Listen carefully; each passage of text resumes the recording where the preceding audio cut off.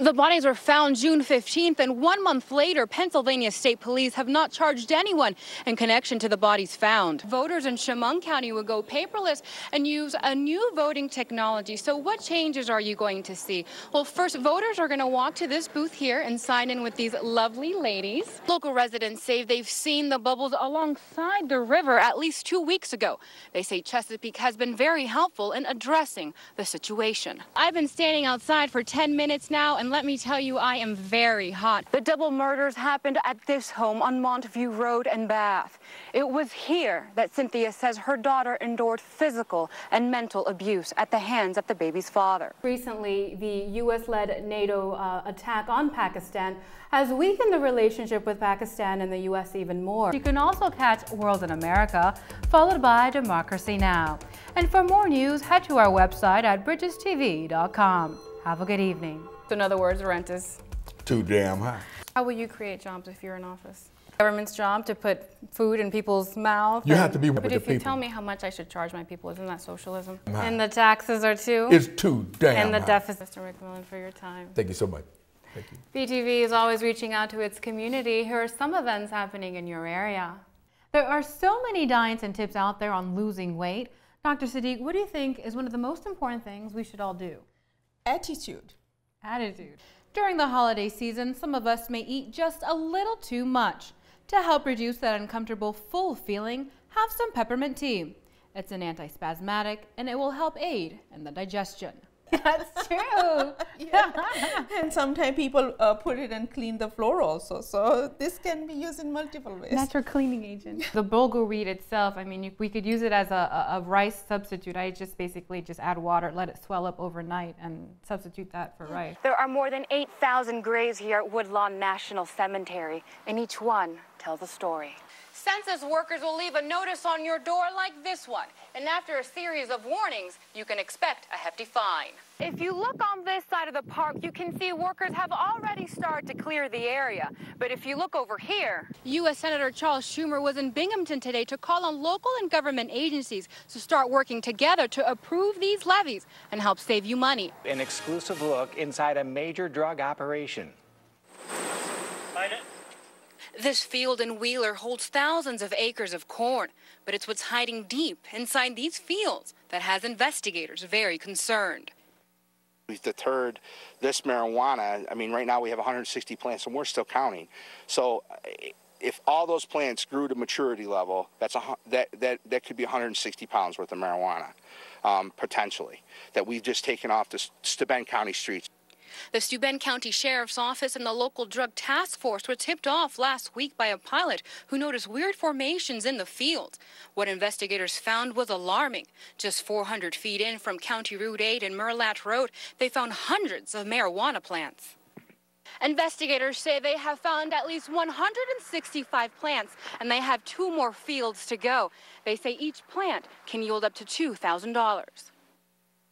One by one, officials will pull the marijuana plants out by hand. They say the drug was planted in a V-like formation. Officials believe these plants have been here for at least 6 weeks. This is the 4th marijuana bust this year by the Sheriff's Office. Marijuana is what we consider a gateway drug. Okay. That drug leads to property crimes such as burglaries. As people get more involved with the harder drugs, they start to commit crime to support their habit. That's why neighbors in Wheeler are on high alert. Me having a little girl and it's a very family-oriented area, but we have isolated events like this, so I just am very happy that we found this. And these young kids have enough influence, they don't need this to add on to it in the schools and stuff. We need to keep this out of our community. Out and it wasn't breathing, and Dad just said it wasn't going to live. When the Robinson family helped deliver one of their calves, they were understandably surprised when their cow gave birth to a 6-legged calf. I said, this ain't never going to make it. But let's get the calf out to save the cow. Shantae says, let's make a miracle happen. And that's exactly what they named him, Mr. Miracle. The Robinsons knew something was wrong when the cow was having difficulty giving birth. It was when they started flapping the legs around. Because first we thought it was a real big calf, and then when they got it out, there was extra legs on it. The 2 extra limbs look almost like wings, but they're connected to the spine, making it impossible for any type of surgery. The 2 extra legs come with fully formed hooves. The calf, who was born on Tuesday evening, seems healthy enough despite his extra appendages, standing in at 2 feet tall and weighing 85 pounds. The cow's vet told them it was not a genetic problem, but rather a developmental one, where a twin may have fused in the mother's womb. As for Mr. Miracle, he's expected to live a long, full life. Made a miracle happen because they brought it back to life. Documents obtained by the Associated Press show that the NYPD has built databases pinpointing where Muslims live, where they buy groceries, and even local businesses. Dozens of mosques and student groups have been infiltrated, and police have built detailed profiles of Moroccans, Egyptians, Albanians, and other local ethnic groups. The NYPD surveillance has even stepped out of its jurisdiction, extending their tactics outside New York City to neighboring New Jersey, Long Island, and local colleges across the Northeast. And not only are they engaged in this behavior in New York City, but the NYPD sort of fancies itself the police department, the cops of the world. You know, Newark, Nassau County, Erie County, upstate New York, Yale, they've gone to Yale. I mean, where does it stop? Over the last 6 months, the AP has revealed the inner workings of secret programs of the NYPD, built with the help of the CIA to monitor Muslims. Donna Lieberman is from the New York Civil Liberties Union. She says that there is a huge lack of oversight on the NYPD.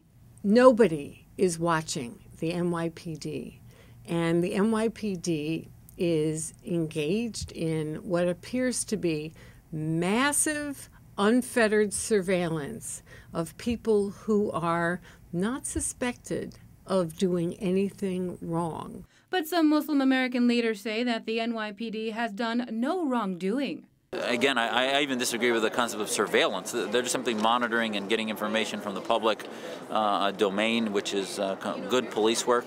And there's been no evidence of need for oversight. Oversight is something that you do when there's repetitive demonstrations of illegalities and wrongdoing, and there's been no evidence of that.